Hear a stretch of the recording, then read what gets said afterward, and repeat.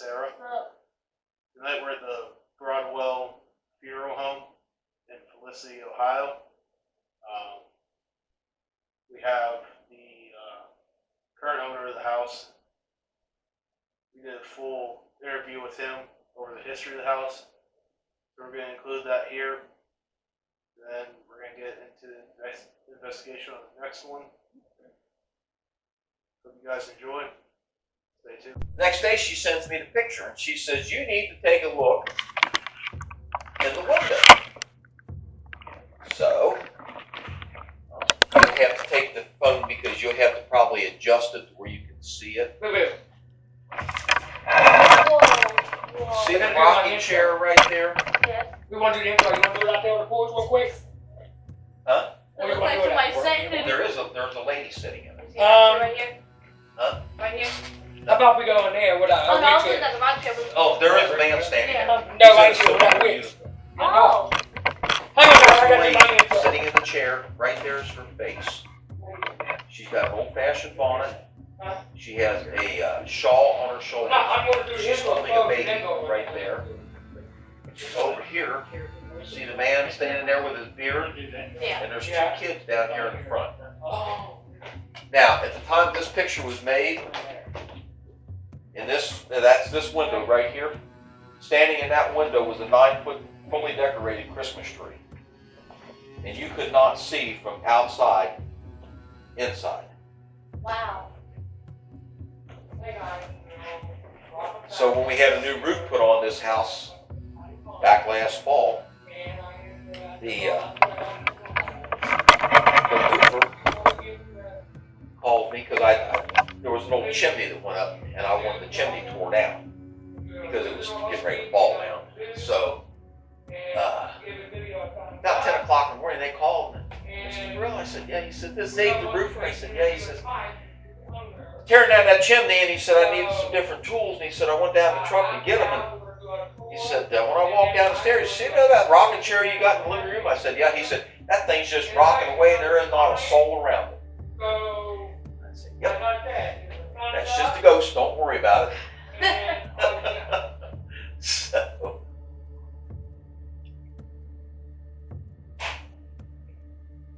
So how about that basement? You want to take a tour of it? I mean, how bad is it first? I mean, I'll do it. Well, I don't know. Okay, I'm Mike Brill. I own the house. What do you want to ask me questions, or what do you want? So a question that I actually had for you, was there documented either by voice, written down, or any type of documented experiences prior to your ownership? Yes. Voice, we've been told by a lot of people that the house was haunted. My best friend down the street, after we bought the house, the first thing he told me was, he said, you know you bought a haunted house. And I said, no, I didn't, because I didn't believe in paranormal at the time. And he said, oh, it's very haunted. The people who lived here and rented the house for almost 20 years, they said that people would always ask them about their daughter being in the attic. They had a little 3-year-old girl at the time, and she said that Amanda doesn't ever go to the attic, but we see her looking out the front window all the time. Other than that, I don't know of any other documented. So with that being said, do you believe that was the girl who suffered from MRD that was supposedly locked up there? Yeah, I don't know what she suffered from. Back in those days, they would, if you had a child that was mentally handicapped or some sort of physically deformity. Anything like that, they were considered, Dishonor, like it was frowned upon. And so they would hide them away whenever people came. Well, this was a funeral home, so there was always people here. Yeah. In the funeral home. So they kept the kid hidden away. And we believe her name is Rosa or Rosalie. There's been a lot of people that have talked to her that have been here. And hopefully you'll get to talk to her tonight. That's going to be interesting with the. So just before you guys got here, he was telling me some stuff, but I couldn't even, like, oh my God, like You're seriously. supposed to say. Mike, tell them about the time where you didn't believe in that stuff and then you finally believed it. Well, when we bought the house, several people told us that it was haunted. So I didn't believe it. And we had the house for about 4 years before we actually found out that it was haunted. A friend of mine has a restaurant uptown, and she was originally in a building that was built in 1845, and she swore up and down that it was haunted. So one night she called me and she said, I've got some people up here, you need to come up and meet them. So I went up, and I don't know if you've ever heard of Mike Ring. He's with Creepy Cincinnati Paraforensics on the internet all the time. I've heard of them, never seen any of their work. So he was up there, she introduced him to me, and it was just kind of, okay, he is in the paranormal, he's investigating. She had to tell him that I had an old funeral home, and he bugged me to no end to be able to come in here. So it was, I agreed. He showed up with his team. It was really cold and snowy that day, and I figured they would cancel because I didn't have any heat in this house at the time. It was in February of 2019. So we had the house approximately 4 years then. Had a lot of things happen during those 4 years, but anyway, getting back to the story, he came with his team. They spent like 3 hours setting everything up, getting their cameras set up, motion sensors. They had in this room back here, they had a big screen TV set up. I think he had 12 or 16 channel recorder. So they get everything set up, and they said, "You want to go downstairs with us? We're going to the basement." Yeah, I've been down that basement hundreds of times. There's nothing down there. So my wife, she says, "No, I'm just," because I went and got a space heater because it was so cold here. We had set it up in that room. She said, "No, I'm just going to sit here and watch it on TV." So we went downstairs, and the very first thing that happened was it sounded like somebody threw an empty 5-gallon bucket across the basement. We were in the back of the basement where the embalming room was, and it was up here in this end of the house that they had the bucket. So they looked at me and wanted to know, what was that? And I said, "I don't know. You tell me. You're the ghost people, you know." So they went down to investigate it, this end of the basement, and there's a side room that's underneath this here, and there's a door that goes in there. That door was open, and they got about 2 to 3 feet from the door, and it just slammed shut. What in the world's going on here? So they came back down there the other end, couldn't find anything, and they started talking into the ghost box. And there was all kinds of stuff coming out of that box, and I just couldn't believe everything that I'm hearing coming out of here. A lot of static and all these different voices, and there was men's voices and women's voices. It sounded like little kids, but there was one voice that was very dominant. It was a male, and so he was asking these questions, and he's getting yes and no answers. And I'm thinking, okay, this guy's got buttons on this box that he can push to get a yes answer or no answer. And so finally I leaned over and I said, "Ask him if his name was Christopher," because the house was built by Christopher Broadwell in 1910, and he ran it as a funeral home until 1944. And then it was bought in 44 by Carl Watney. He ran it until I think it was 76, 74, 76, something like that. So for close to 70 years, this was a funeral home. So he asked me, he said, "When you were alive, was your name Christopher?" And a very resounding no. So then he started asking these other questions. If he was associated with the house when he was alive, it was a yes. Were you the undertaker? Yes. Well, if your name wasn't Christopher, what was your name? And right out of the box came Carl. Well, that just floored me because I did not tell them anything about the history of the house beforehand. So he goes on asking more questions, wanted to know if he knew who currently owned the house. Yes. Is that person present? Yes. Do you know that person's name? Mike? And I'm like, whoa, no way. Then he goes on asking more questions, talking, and he's got a nice conversation going with this spirit.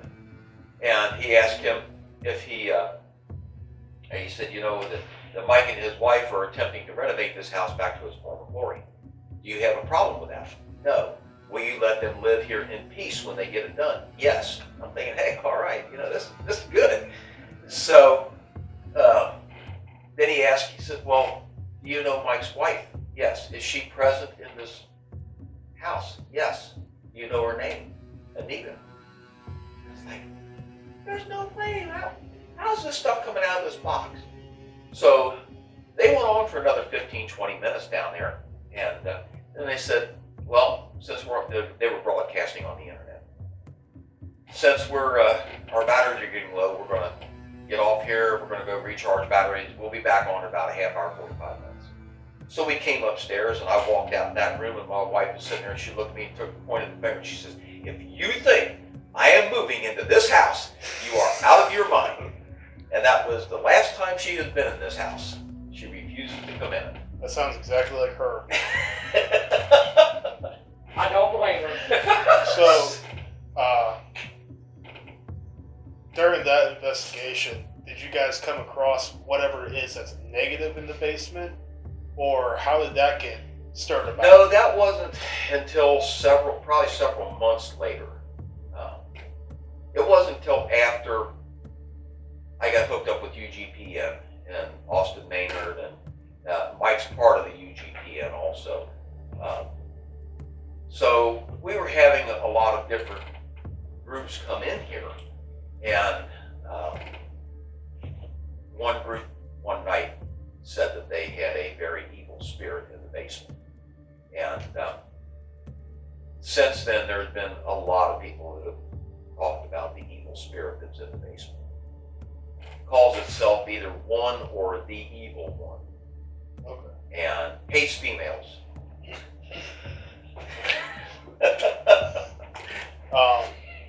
Do you think it's like, I don't know how closely you watch over the people that you allow in here? Do you think possibly they used like a Ouija board and opened up a portal that came through, or That I don't know.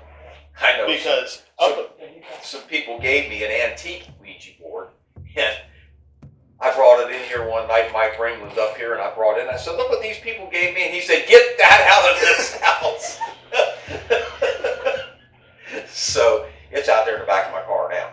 But I was just curious because up until, a few months after you had the first people come in, Yeah. it was peaceful. You had Carl down there, the Undertaker. He was perfectly fine with you guys renovating the house. right. And then out of nowhere, there's something that puts itself being evil.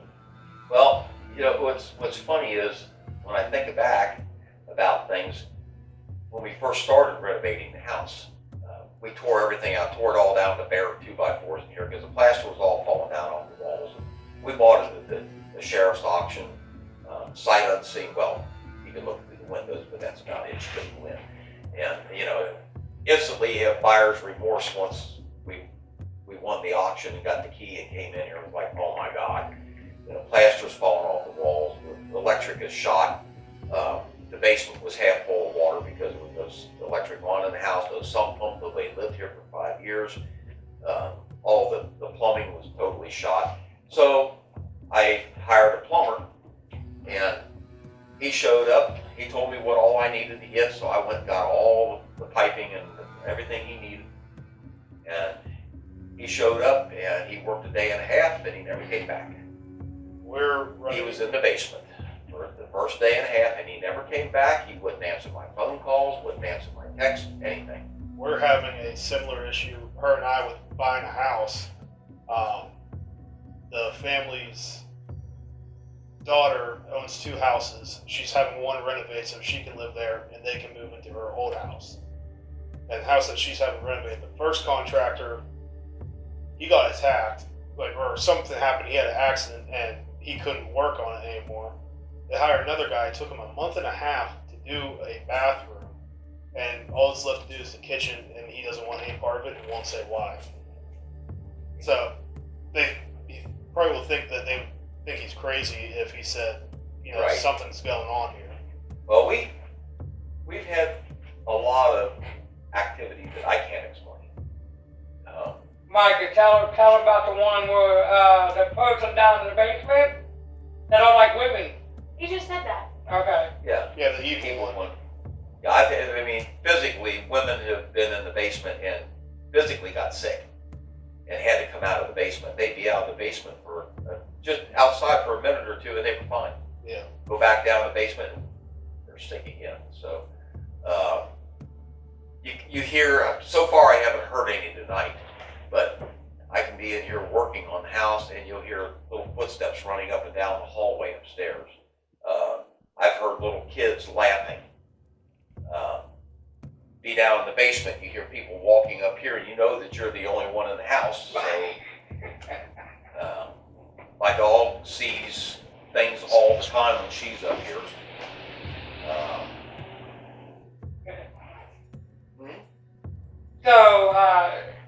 So it's very active at night, you say, right? It is very active at night. It's active during the day also. I mean, I was putting insulation up in the kitchen, and I've got an electric staple gun. And you know how the staple guns work, where the staples go in through the bottom, and you got the little thing you shove in. Yeah. And I hang in the insulation, you know, about every third or fourth click, this thing would fly out, and the staples just go all over the floor. So I put more staples in, and then go back and do it again.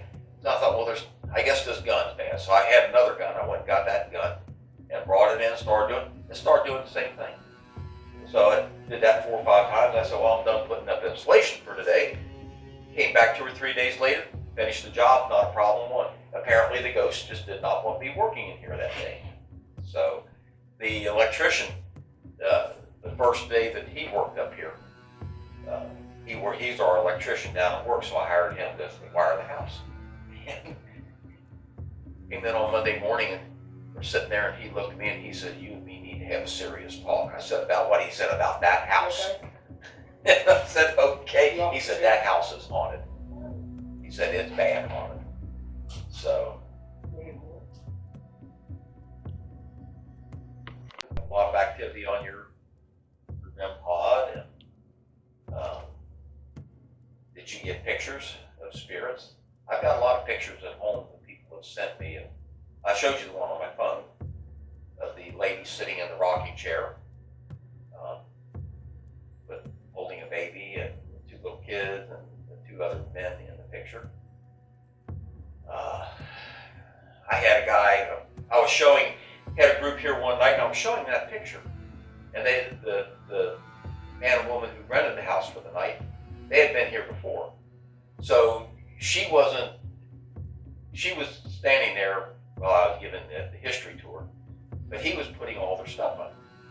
And I was showing him that picture, and he came walking in with his phone, and he said, "That ain't nothing, look what I just took on your stairway."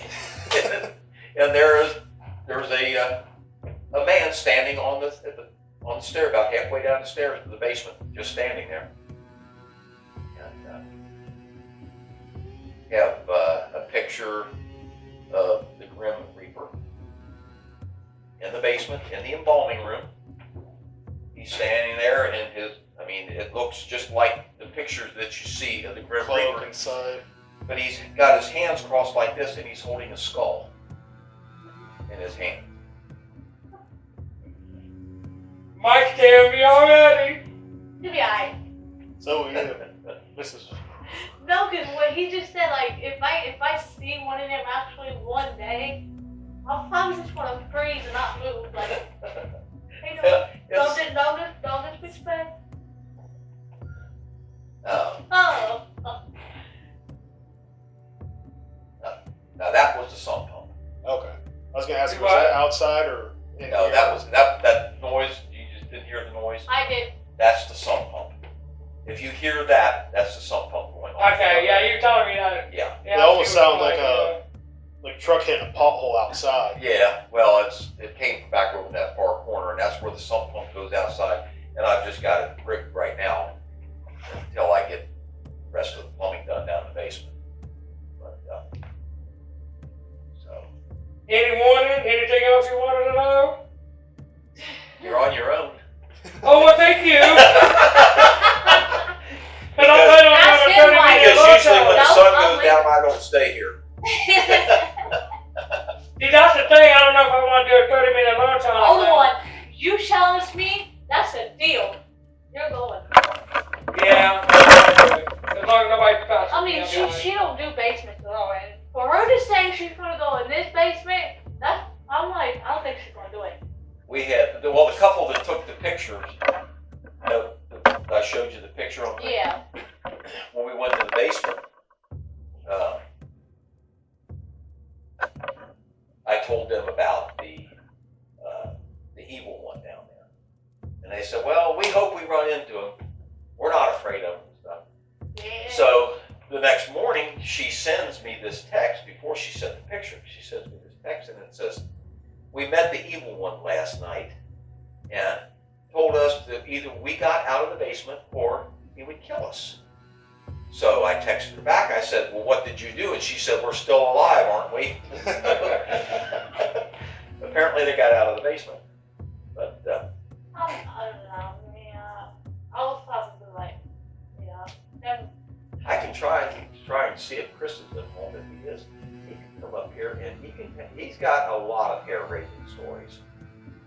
Because he comes up here quite a bit just on his own and plays around. He's got a lot of interesting stories. He likes to go in the crawl space downstairs.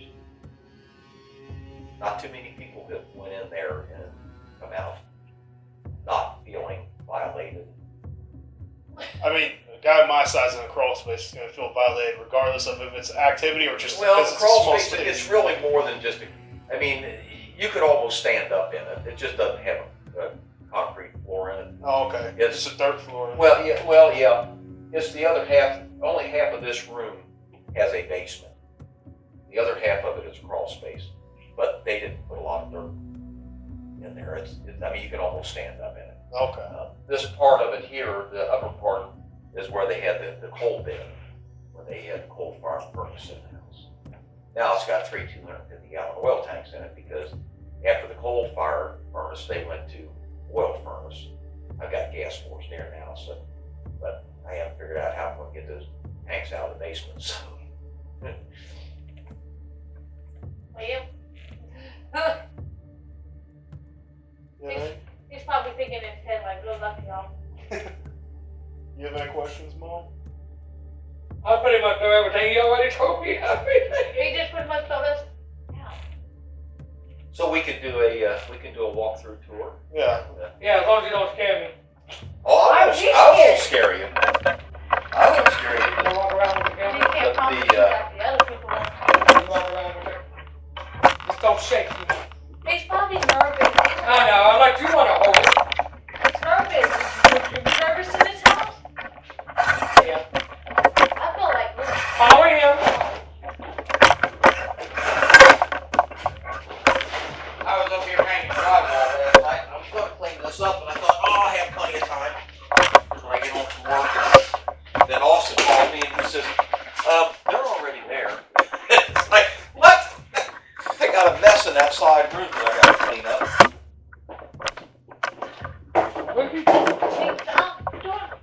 I want to do that too before it gets dark. Yeah, that's what I'm saying. It won't get dark till about 8. Yeah. But I figure we got plenty of time.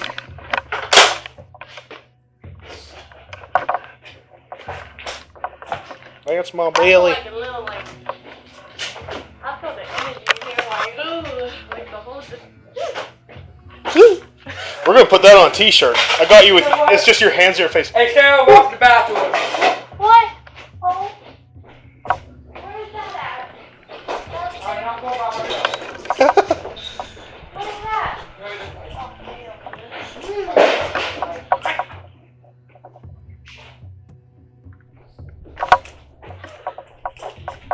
You know you're going.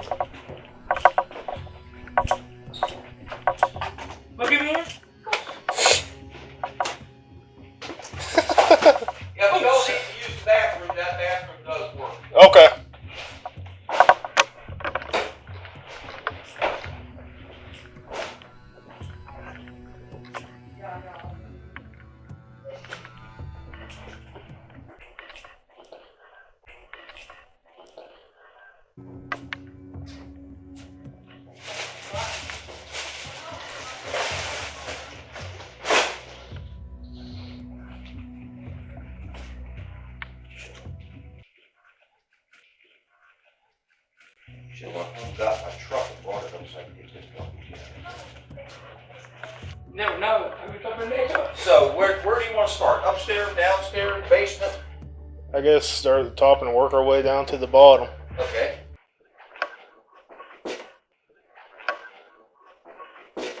Not me! Oh, every time. You want me to go first then? Too late now. Go ahead. Oh no! Over here.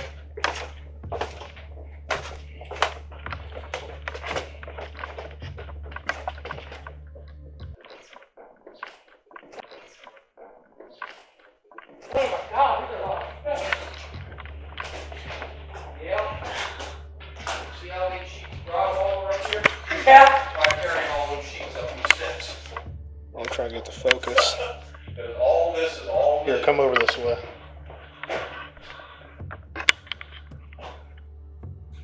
Here you go. What's that one for? Try to get it on the camera. Hold Oh, on. okay. Do you see it? What is it? Hold on, babe. And you got 3 rooms up here? Yeah.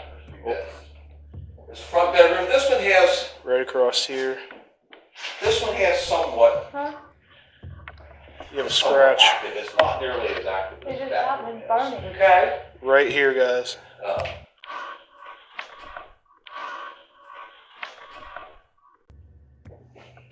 When we first bought the house, because where we live, we're on a busy highway, don't have any sidewalks, so at Halloween time, there's never any kids coming for trick or treat. So when we bought this place, it's like, she's like, oh, we got a place we can have trick or treat. Okay. So she worked nights, and it just seemed like every time there was trick or treat, she was working. So I'd come up here and I'd get dressed in a costume, and I would decorate that entryway downstairs. I'd make the kids come in and get the candy. So this year, she was off.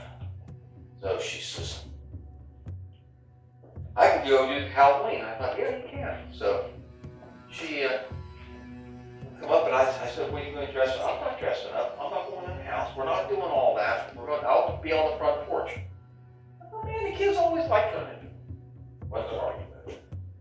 So she's out there. She's sitting on the porch giving out candy, and I'm thinking, what am I going to do? I got to do something. So I had these skeleton things that I bought at the Family Dollar. Yeah. Everybody says that they see people looking out these windows up here. So I thought, okay, so I bring them up here and I hang one on each side, so it's right there in front of the windows. And I had me some a green and a purple light, and I stepped back here and had that little fan going so the skeletons would move a little bit, you know. So I didn't tell her I did that. And I was back in the house doing something. I heard her talking. Her saying, it's okay, you can come up here. I got the candy up here. Come on, you can come up here. I got the candy up here. And so I went and I looked out the door, and here's this little boy and girl. They're, I don't know, probably 8, 9 years old. And they're both standing there at the end of the sidewalk, and they're looking up here, just shaking their heads, going, we're not coming up there. So she had to go out and get the candy. But when we went home that night, I forgot all about these things. And Mike and Chris, such a creepy Cincinnati pair of friends, they came up. Chris came upstairs and didn't have lights on. He walked in here and he walked into one of those skeletons. He thought, Mike, that room right there, it's thumbed up in that room. that's the one that has lights. The flowers. This is the fly room. And this is the room that stupid light will do the Morse code. I've had that happen at my place too. One of those lights that you plug in, and when you turn main lights off, it turns on. I could have my lights on, have it plugged into a power strip, and it is Morse coding SOS repeatedly, just SOS, SOS, SOS. I don't know Morse code, so all I know is that thing would flash and that's, I had to put a new bulb in, put a new fixture in, had the wiring checked. Now, sometimes it doesn't, sometimes it don't. But the night that I was talking about, I don't know whether I told you guys or not. we were downstairs talking earlier. I came into this room, had a group with me, and I just walked in and I turned the light on like that, and this lady screamed, "Stop!" And I said, "What?" She said, "Get out of that room." I said, "What? Get out of that room." So I backed out. That's when I noticed both of those windows were just covered with flies. And this was in February. It was like 10 or 15 degrees outside. There should have been any flies flying anywhere. Yeah. But they were just millions of them on both those windows. And she said there was pure evil in that room. Get out of it and stay out of it. I know that all too well. We had a fly infestation at my house, and there was a demonic force that is putting me in sleep paralysis, lifting me out of my bed, all kinds of stuff like that. And I would stick those fly strips out. I'd have at least 30 or 60 every day on a single strip. I have to change them out every day. Well, the next day, because usually after people have been here, I come up the next day and make sure that everything's picked up and you take trash out and all that. And I came upstairs, there wasn't a sign of a fly anywhere in this room. Nowhere. I thought, where in the world did they go? Where did they come from? Where did they go? I don't know.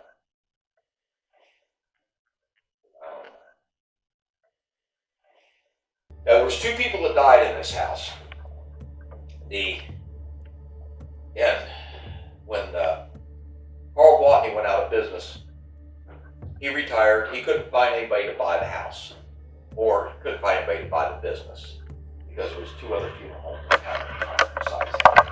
So he just sold the house. He went out of business. He retired, went out of business, and sold the property. And a man by the name of Woody Waldron and his wife Corrine, they bought the house. He was the lockmaster down on the Ohio River at Meldal Dam. Anyway, he died in this room.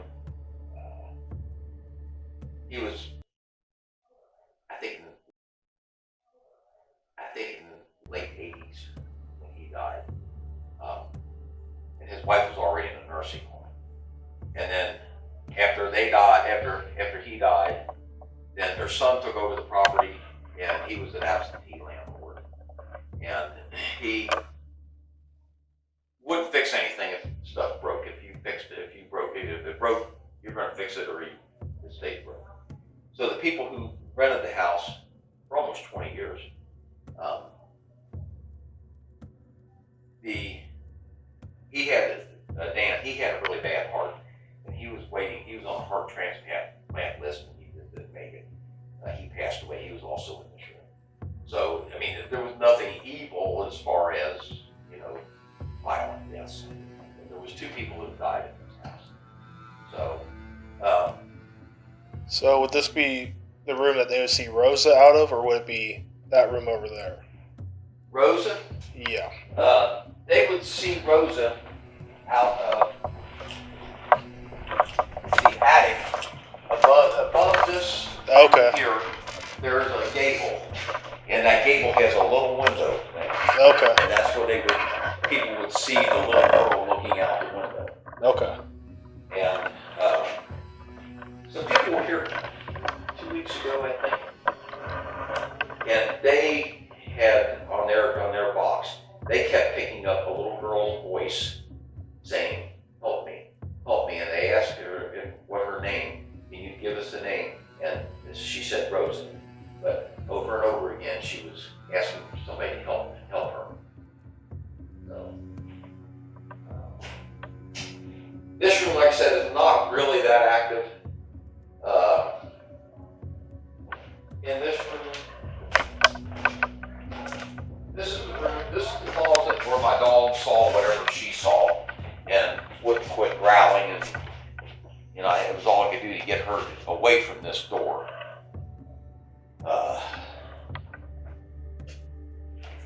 They have a lot of, they put the little, I don't know what you call the little things they put down, the little motion sensor thing. Yeah.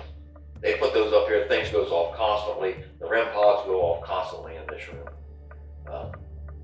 I don't know.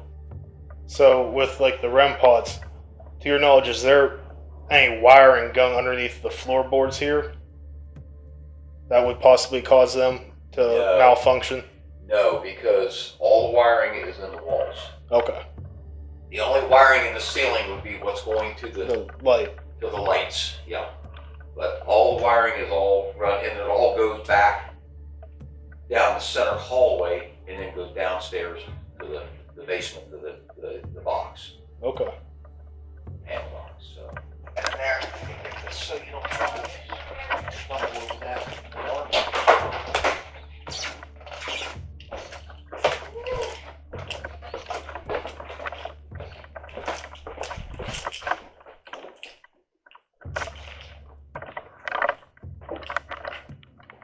Everything alright? You jumping into the investigation without finishing the tour, babe? Huh? So you jumped into the investigation? I got scratched. Yeah. I told you, as soon as I walk in, stuff, I'm good. Yep. Now, when this was a funeral home, when Broadwell's had this as a funeral home, this door wasn't here. Well, even when Watney had it, that door wasn't there. That was a solid wall there. The door was over here. There was a doorway that went out into that room from this room. Those walls weren't there when we bought the house. This was all one big open room. Talking to some of the old people in town that you remember this as a funeral home, they would, these pocket doors here, they would close these pocket doors. The casket would be set here. The ghosts would close that door? Huh? The ghosts would? No. No. He's, Back when it Funeral- was a the funeral home. When it was a funeral home, they would close these doors because this was their living room. Okay. That was their hallway. That was their dining room Okay, I and got their you. kitchen. Okay. And that was the room that they, They did This the is room viewings. here. This whole room was where the body would be displayed in the casket. People would come in through this door over here. This was like the gathering room. They would come through the doorway here, in here to view the casket. That door was not there. wow. This door right here, we put that in there. And they went out the back door. And you said the basement when they did the bombing? The basement is where they did the embalming. I'll show you back here where they used to bring the caskets up through the floor. Okay, now look, I'm gonna be waiting. So this whole part of it here was their private living area plus the upstairs. Okay. The only part that was actual funeral home was that side room and that big room we were just in. So, Go ahead. like I said, this door was not here. We added that door. Because when we bought the house, this was one room here. You can see where the wall used to be, right here. And that was the kitchen from there back. And that was it. So, we decided that we'd make this whole thing the kitchen. So this is all, I mean, this drop's gonna be all the way around. They have LED can lights in it. Are these the pipes you're talking about that make noises or? No, it's one in the basement. I'll show you. Okay. Oh, you ready to go to the evil basement? And then, well, I'm going to show you back here. Okay. I'm following you. So if you look right here on the floor, That line going across? see that line? Yeah. Goes down there, goes across, and comes back up over here. There used to be a door here. Okay. Yeah. There was a door here, and in the ceiling was a block and tackle that they would lower down, and they would put straps on the casket, and they would raise the casket up through the floor here and into that room. That way they didn't have to carry the casket with the body in it up the stairs and around and in. Yeah. So they brought it up through the floor here. Yeah, you can see that used to be a door Yeah. there. So there was a doorway here, which And I just expanded it a little Oh, okay, okay. because of my expanding waistline. So But there used to be a doorway going outside right there, and we took that out. Here? Yeah. Yeah, there was a doorway that went outside there. Oh, I see that. Yeah. So we took all that out. And this is going to be the laundry room because the wife says, I don't want to go to the basement and do This one right here is the exact same way. laundry because it's damp, and it is. It's damp down there. It's musty. And she said, is there any way we can put it? So I figured, okay, we don't need this whole area as a dining room. So that's why we, and this was long before we ever knew that the house was haunted. That noise you just heard, that's the sump pump. Yeah. So we this is going to be the laundry room here. And there was one bathroom in the house, and I told her, I said, I'm not going to climb those stairs every time I have to go to the bathroom. So we put a half bath down here. So. That's. You can just tell that door that there used to be a door there, right there too. So that sounds exactly like you. I don't want to do laundry down the basement. It's scary. What room is this? This was the kitchen. This one? From right here, where my foot is. They're right there. From there, they're right there. That was all the bigger the kitchen was. Okay. So you just tore it down, right? Yeah. But back in the day, that was a big kitchen. I guess so. Yeah. I see you got some salt. Everybody sees that. Let me tell you the story behind that. Back in January, we had an ice storm. Ah. We had a bad ice storm. So I've got people coming that night, and I've got ice everywhere. So I go up to the local Dollar General up here. No, we don't have any rock salt. So I go down to, no, we don't have it. Go over to Bethel. 3 places, but nope, we don't have any. So I thought, crap. So I come back, and I thought, wait a minute, salt. So I went, stopped at Dollar General, and they had a whole shelf full of that salt for 29 cents a thing. And I emptied the shelf, brought it home. Actually, that stuff works better than rock salt. So that's the reason why the salt. It isn't the Basement? That's what's Ready to next. go to the basement? Okay, here I come.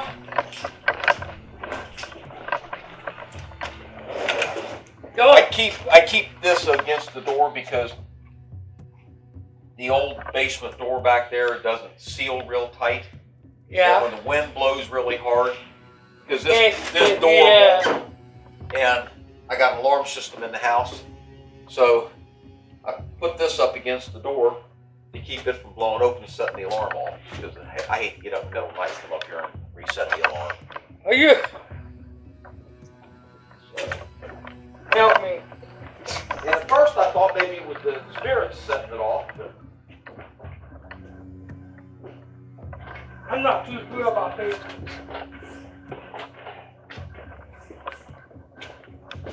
Sorry, guys.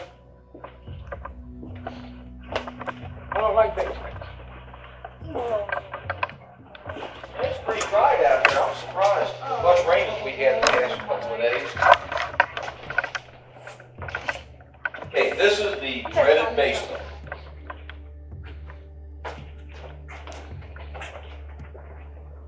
And that's the door that goes outside.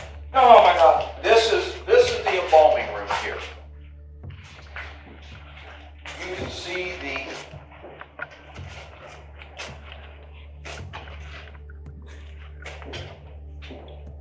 What is that? somebody's walking upstairs. Oh my God. Don't you start doing that. She does that. A man do it breakfast too. God, that didn't even do. Oh, hello. Who is it? Oh, that's my wife. Oh! You can come down. Oh, no, thank you. Probably came in the house. Oh man. This was the embalming room here.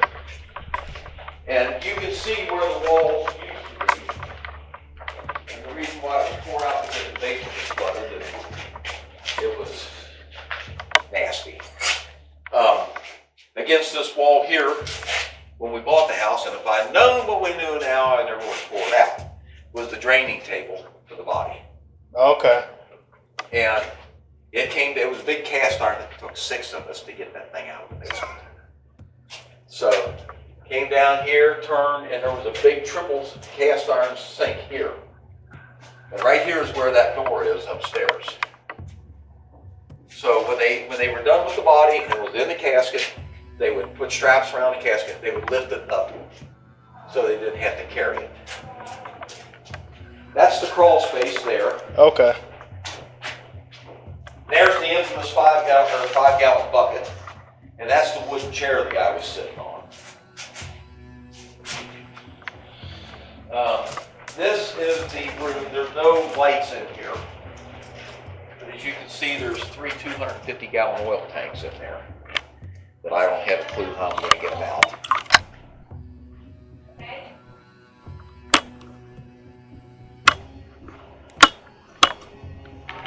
Huh? You leaving? Yeah. You can stay for a few minutes. That's okay. I'll see you at home. All right. Stomach hurts. Huh? My stomach hurts. Already. Haven't even started. Now this is the door that slams shut. The night that we were all back there, Yeah. and we were back there, and all of a sudden they got like about where you were standing, and that door just went like that, like that. Just scared the shit out of me. So, yeah, just boom like that.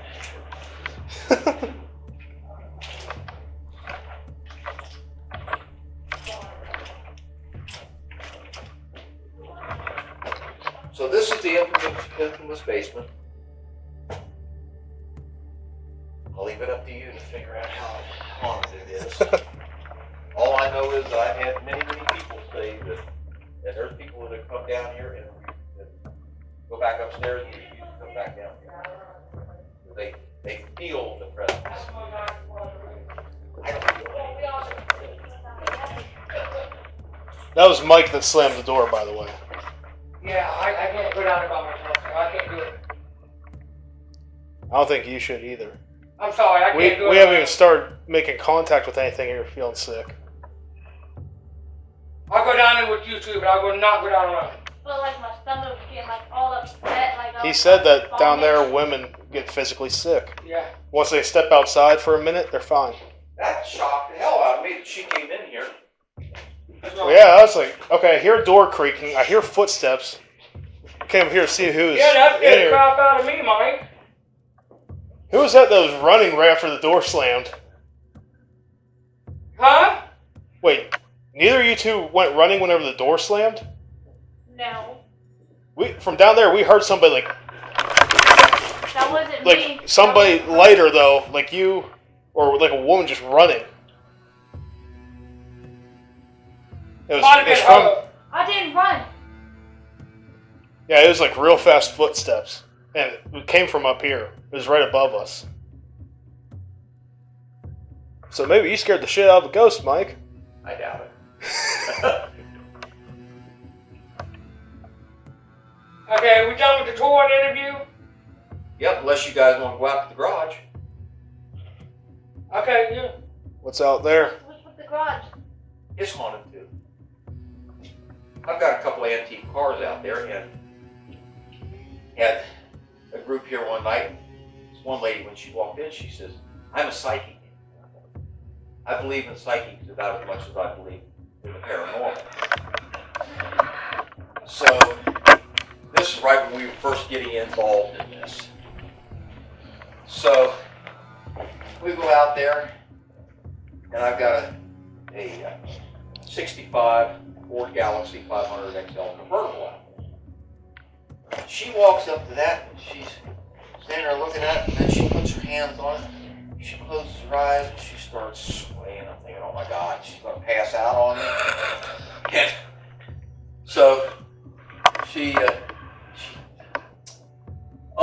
she said, That was your phone vibrating. Charles is not happy. I said, who the hell's Charles? Charles Kent. He was the owner of this car. He is not happy. Okay, what's he not happy with? Doesn't like the color. It's supposed to be white. I had no idea who, because I bought it off a guy over in Goshen, which is a town about 20 miles away. So she turns around, I got a 39 Ford, 2-door in there. She turns around, she starts doing the same thing, got her hands on it, and she closed her eyes and she's weaving back and forth. And then she said, you know, this car has a very dark history. Oh. Where did you get it? I said, I got it off an old guy, 92-year-old guy uptown. His daughter was moving him down to southern Kentucky where her and her husband had a horse farm, and she was not going to allow him to drag it down there. So I bought it. And she says, well, I know you can't see the, and I know they're not there, but I can see the bottles in the floorboard of the back seat, and I can see the bottles in the trunk. She said, this car was used to haul moonshine in Texas. And I don't know whether it was just the look on my face or what, but she said, is there something wrong? And I said, the guy I bought the car off of bought it from a guy, he worked for the guy, he bought it from a guy who worked for the federal government, and he traveled. And that guy bought that car in Plano, Texas. Wow. So then the next day, I called the guy I bought the car off of. And I said, where did you get that car? He said, well, supposedly I got it from the original owner. You remember what the guy's name was? He said, yeah, Charles Kent. I said, what color was the car when you bought it? He said, white. Wow. Because that lady said that Charles wasn't happy with the color. Right. And it's supposed to be white. Okay, maybe there is something to the psychic phenomenon. I don't know. So then a couple of weeks later, we had some more people here. Another lady said she was the psychic. So I said, well, let's go out to the garage. See what you can get any readings on out there. So she's out there and she walks up to that convertible and she's rubbing on it, looking at it, reaches in to grab hold of the steering wheel. All of a sudden she jerked her hand back out. And I said, look out there in that garage. Hell, there could be anything out there. I said, something just bite you? And she said, no. She said, Charles told me to get my hand off the steering wheel. Only he's allowed to touch the steering wheel. That's 2 people. Do you believe that now? Yeah, I believe it. Oh, wow. Uh-huh. That's strange. See, we bought that car because we were going to take it. Our dream vacation is to drive Route 66 Okay. from Illinois to California and back.